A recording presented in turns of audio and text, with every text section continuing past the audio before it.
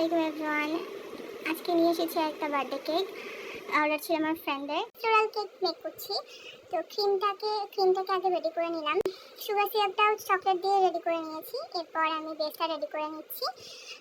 আমার এই চকলেট কেকটা খেতে এত টেস্টি হয়। এই চকলেট কেকটা অনেক বেশি টেস্টি হয় আর অনেক বেশি ইয়াম্মি হয়। কাস্টমাররা বেশিরভাগ চকলেট কেকই অর্ডার করেন।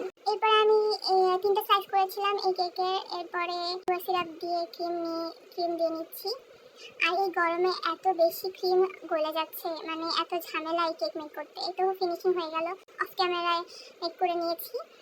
আর টপারগুলো দিয়ে নিয়েছি হাতের মধ্যে। হ্যাঁ, নামটা টপার দিয়েও করে ফেলেছি, এটা যাতে একটু সুন্দর দেখায়। এরপর এটা 1 পাউন্ডের অর্ডার ছিল, একটু বেশি হয়েছে আর কি। এটা আমার তরফ থেকে কাস্টমারের জন্য গিফট ছিল। কাস্টমারের দেওয়া ডিজাইন ছিল। আপনাদের এই ডিজাইনটা কেমন লেগেছে অবশ্যই জানাবেন। ধন্যবাদ সবাইকে। Thank you for watching.